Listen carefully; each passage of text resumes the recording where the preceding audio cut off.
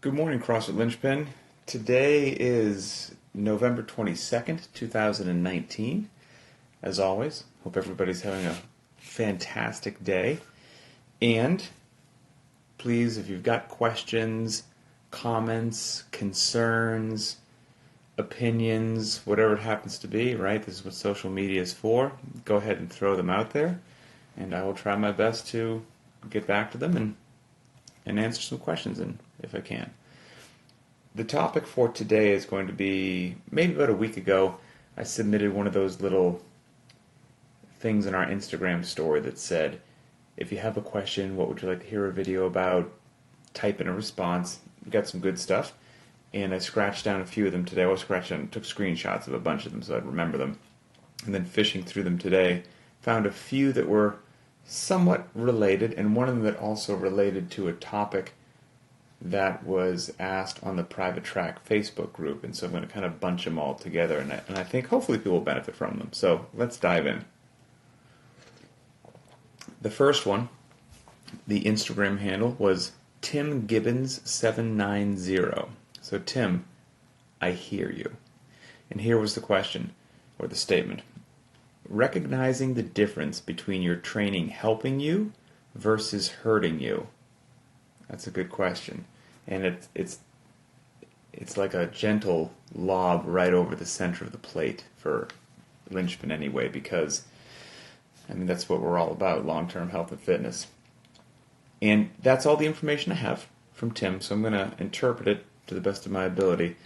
Recognizing the difference between your training helping you versus hurting you. There is, we're always beating that drum of more is not better, of the benefits of one workout a day, and I don't do that just because I work for CrossFit HQ and I'm some brainwashed automaton robot that is incapable of a rational thought of his own and has to parrot whatever the message of the company is. That's not the case. I mean, when I wasn't doing CrossFit and then I started doing CrossFit a while ago in 2005, I had no allegiance to CrossFit. Didn't know what it was, didn't work for it, didn't care about it. But it worked. It worked astonishingly well. And this was me coming from training about 3 hours a day in the special operations community to now doing one workout a day. It worked better than anything on the face of the planet, and that's why I stuck around. And since that time, there's been a lot of evolution. The sport of CrossFit didn't exist. The games didn't exist. It was something that you did to maximize your time, to maximize your long-term health and fitness, because you're just doing one workout a day. You're just lifting heavy. You're just doing Fran. You're just doing whatever to feel good, and then to have a whole bunch of time for the rest of your day to do whatever. And so there wasn't a lot of overtraining happening really in the early days of CrossFit, because nobody was trying to do more than just what was posted on CrossFit.com. And the people who just did what was posted there got really fit and they didn't overtrain. And the sport of CrossFit popped up, which is wonderful, and I love the games, and a lot of those people are very good friends. And the competition setting is different than regular life setting, and the demands were higher. Training volume increased for amazing spectacle and enjoyment of us in the crowds. Loadings became just ridiculous so that we could cheer and be like, it's crazy what these people are doing. But to get to that point, for them to do that, I mean, sacrifices were made and stress was put upon the body. And again, friends with a tremendous amount of people who are highly competitive athletes, and all of them can tell you about their lists of bangs and bruises and injuries and surgeries. It just kind of comes with the territory. And even if you do it right, it seems like it comes with the territory. I've said this before, when I was a full-time analyst for the CrossFit Games, which I did for years and years, and I'd be trying to figure out my predictions for the upcoming season and who was going to do well and who was going to do poorly. If you're one of the big names, I don't care what training camp you're from, but if you're one of the big names, you're generally doing things right. You've got a good head on your shoulders. You've been doing it a long time. You're consistently in the top 10 or 20 for a reason. You understand that you need to work your weaknesses. You understand that you need to be well-rounded. You're doing functional movements. You're doing it with variance. You're training with intensity.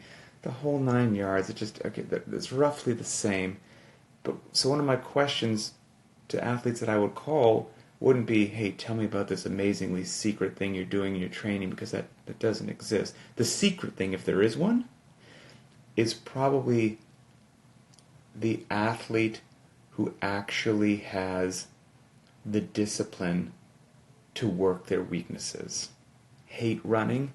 Get your butt out there and run. Nobody cares that you hate running. Hate working your L-sit? Nobody cares that you hate working your L-sit. Go work your L-sit. And identifying whatever those deficiencies are and then working on them was probably one of that if there is some secret sauce, well, there's your secret sauce. Having that internal fortitude and discipline and to embrace that stuff and make yourself an actual well-rounded, better athlete. But I digress. Where in the heck was I going with this? Oh, so I didn't really ask too much about training, unless somebody from the year before had such a glaring weakness or bombed so horrifically on an event that I had to ask, what was that all about, and is that shored up for the next year? But the answer is generally yes. But the general question that I would ask is, hey, are you healthy? And if they said, yeah, like if I'm healthy for the first time in a couple of years, I feel really good. That was it. Phone call over. They're going to have a great year because they're a great athlete. They're going to do fine. But are they going into the games banged up? Are they going into the games with a knee that just really hasn't felt good and they haven't been able to go below parallel a lot? Is their shoulder just tweaked from too much volume? Does their back hurt? Are they just coming back off a surgery? They really haven't had the time they need to recover, but the games are coming up and they're going to go to the games anyway. Those are all things that all those people are dealing with, and that small segment that I would call, and the answer was, I've got nothing going on. I head to toe feel wonderful. That had my undivided attention.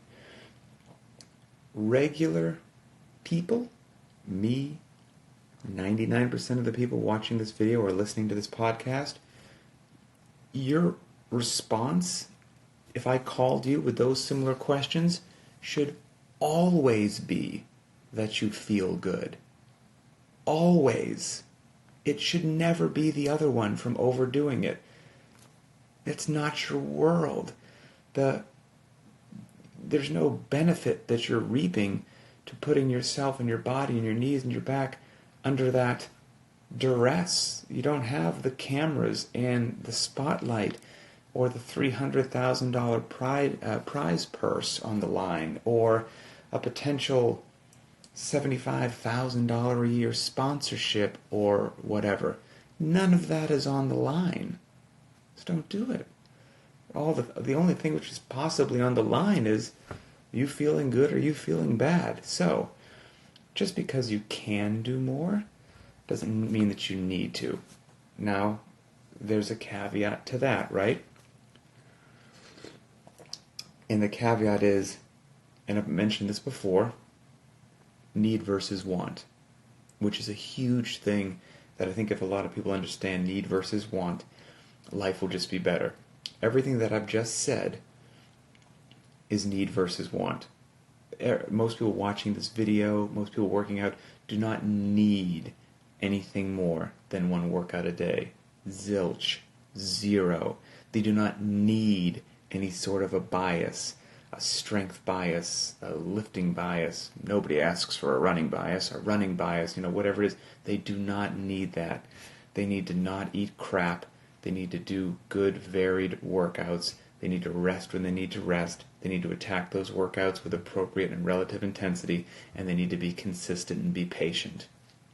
And they'll be great. They'll be great. But human beings are impatient, and that just kind of it is what it is. I haven't found a way to make human beings not impatient, other than trying to communicate these messages to save people from themselves a little bit and not make mistakes that many human beings seem to make. But then there's also the need versus want.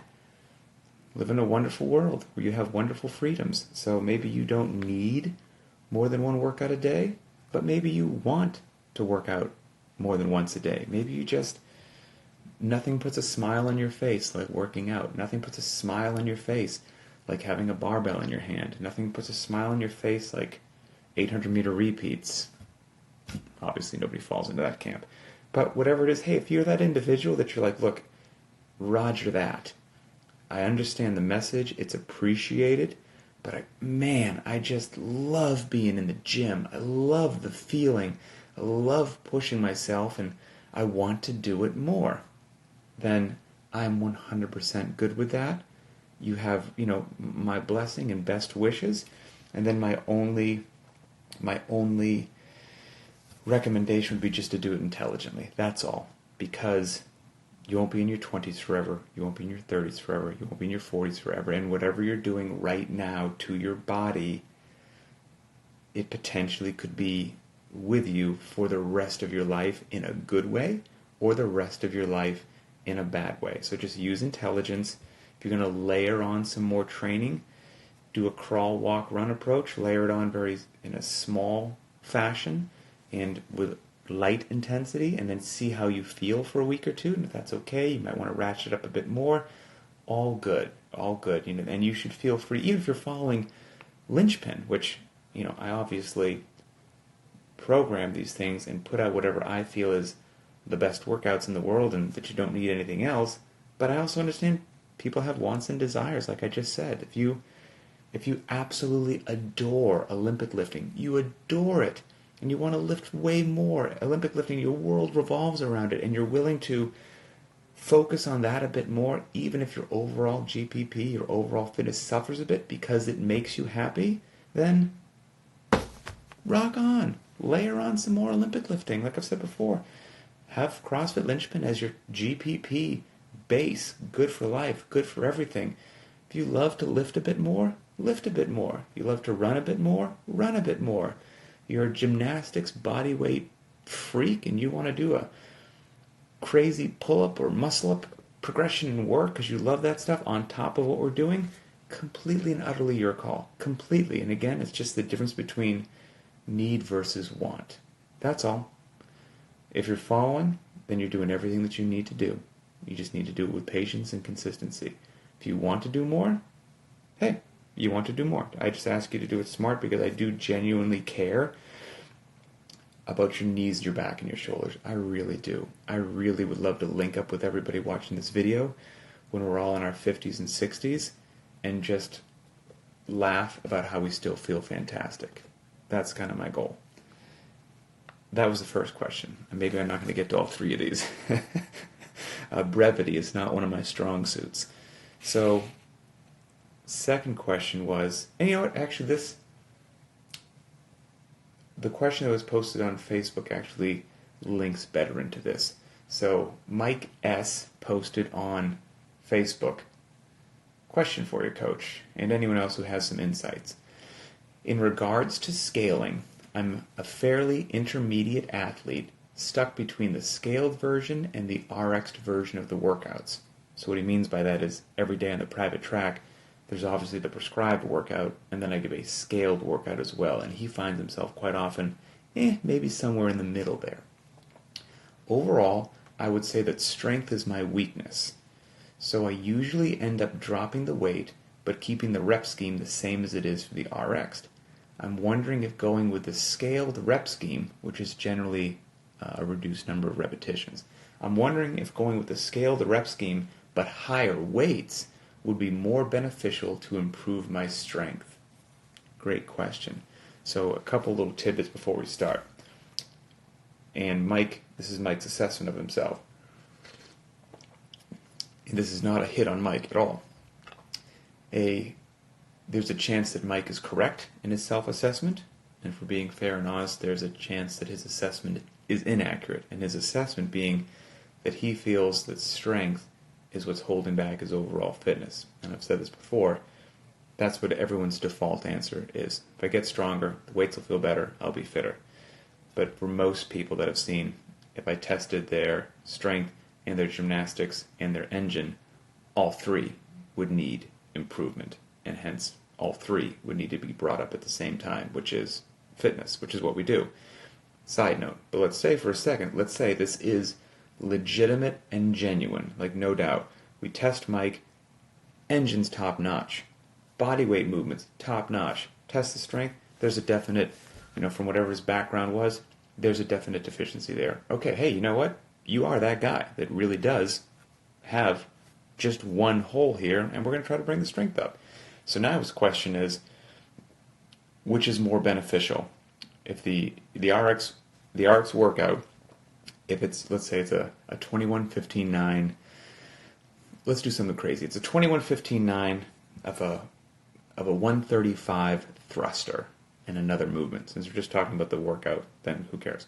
The barbell, then who cares what the other movement is? 21:15:9, it's Fran, okay? 21:15:9, 135 thruster, strict L-sit pull-up. There's a good workout for you. And the 135 thruster, he's like, ooh, that's just too much. That's the prescribed workout. And then maybe I have the scaled workout as 15:12:9 of a 95-pound thruster and a kipping pull-up. So there you have the prescribed and you have the scaled. And he's like, the prescribed is too much, but the scaled is not enough. I'm somewhere in the middle. What's the best call for me? So he's saying what he typically does is he keeps the prescribed repetition. So he would keep the 21:15:9 and just do it with the scaled loading of 95 pounds. And is that the better call, or should he do the scaled repetitions, which is 15:12:9, but use, instead of the scaled loading of 95 pounds, use the prescribed loading of 135? It's a great question. And my answer to him, actually we can read my answer verbatim because I typed it on the page here on the Facebook group. Okay, here's what I said. I said, Mike, your question is excellent. It is also difficult to answer precisely without a few other reference points, like getting several workouts to see exactly where he shined and where he struggled a bit. However, my gut feeling is that both options may benefit you, but only you will know for sure. If half the time you kept the reps prescribed and lowered the weight, and the other half of the time you kept the prescribed weight and reduced the reps, you may expose yourself to some very nice variance. Just be sure when you choose to keep the loading in an area that you can move it safely. So, yes. Okay, so on a question like this, I think there's tremendous benefit to both, without a doubt. I think, sometimes, let's say it's just, I'm not saying a 50-50 split would be perfect because it'd be a little bit different for each athlete, but for the sake of just a general discussion, let's say that the prescribed workout was, never appropriate for him, and the scaled was always too light every single solitary day. And if half the time he took the reduced repetitions in the scaled workout and the prescribed loading, did it that day, and the next day when the workout came out, he kept the prescribed repetition range and used the scaled loading, I think that would be a nice interplay of variance. And on the days where he kept the heavier loading and reduced the repetitions, he's not doing that every day. So he's not unnecessarily beating himself up, but he's getting this nice back and forth play that I think in the long term would probably benefit him quite nicely. So what I would like everybody to do, an honest assessment of yourself is very, very important. And if you can't do it, ask a friend that you know has a good head on their shoulders and will shoot you straight. And then the second part of that is that I hope that people feel authorized to make those decisions. No matter what's happening, if you're following Linchpin, if you're following somewhere else, if you just program for yourself in your garage, like if you follow CrossFit.com, whatever it happens to be, don't feel that you're always locked into exactly what is written there on the board. If there is a way that you can modify it or scale it and manipulate the workout in one way, shape, or form that puts you on a better, healthier path to achieving your goals or shoring up a weakness that you are quite sure that you have, then that's the right call. And you'll know if it's the right call if you check in, 1, 2, 3 months later and things are moving in the right direction and areas of struggle have now turned into, they've advanced a little bit. Life will be good. So, yeah, life will be good. I'll save the other question for later because this went longer than I thought. So let me go ahead and go back. All right. Thumbs up to everybody right back at you. Good morning, sir. Awesome shirt, thank you. Hello from Israel. Israel, what's up? Okay. When we were talking about athletes and what their secret is, somebody said pancakes is the secret. Yep, it's probably true. And let's see. Yep, pride gets in the way, no doubt about it.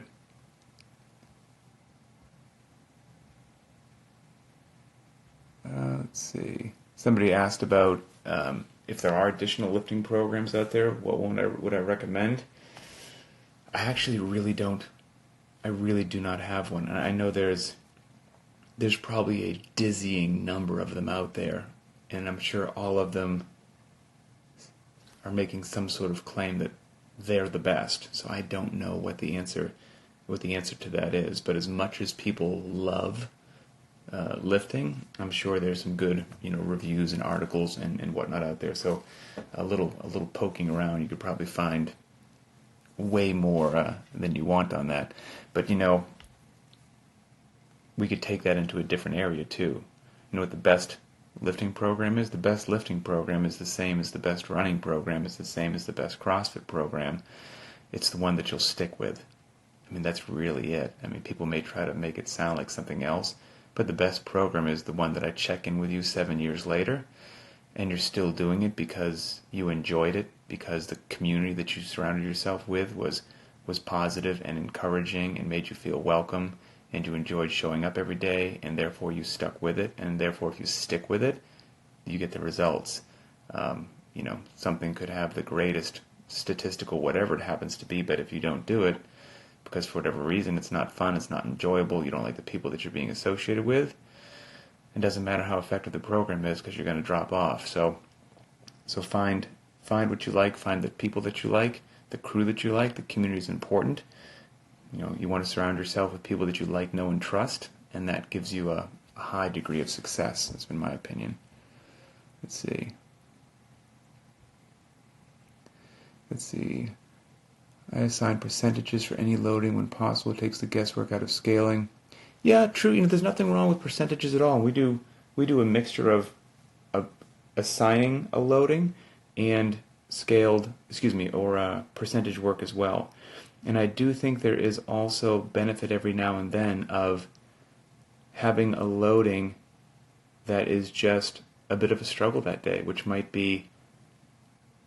not correlate with what you just mathematically would assign to the percentage that day. So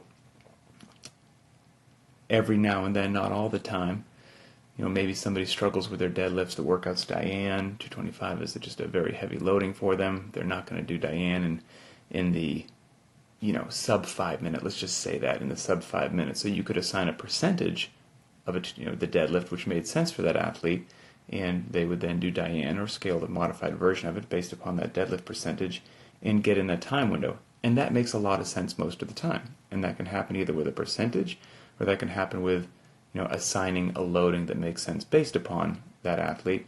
But there is, I personally think, value every now and then, if that person can safely move 225 for 2 or 3 or 4 reps, rest, then do it again, to letting that person do a 15-minute Diane. And basically, if the deadlift truly was what was holding that person back and they truly did need to increase it, then their Diane that day was kind of a deadlift strength day. And they learned to move 225 better, and we didn't care that the time took 3 times as long as it should. We don't do that all the time, but we do it every now and then, as long as the athlete's safe. And that would be an example of, but to do that for an individual athlete, you would have to, it's an individual decision. You just couldn't blanket say, put that out to 75 different people. You'd have to have some intimate knowledge of that athlete. Let's see. Coach Whiskers, fantastic handle, of course, Coach. I think that heavy weights usually equal less intensity. The weights allow most people an excuse to stop moving. Quite true. It's extremely rare to find an athlete with a strength deficiency with a strong engine. They do exist, but they are rare. Yeah, they can be a bit of a unicorn. Hello from Afghanistan. Hello, Afghanistan. It's spent some wonderful months of my life over in Afghanistan. It's been a while. It has been a while. But anyway, all right. I hope everybody is well. Have a great day. There's handstand walking in the workout today, and if that's a movement that challenges you, then all good. Challenges plenty of people. We have a video showing progressions, modifications, etc., on CrossFit Linchpin's YouTube channel. So go under instructional videos, I believe. So you can go ahead and check that out, and hopefully it helps you in one way, shape, or form. So that's it. Have a great day, and we will talk later.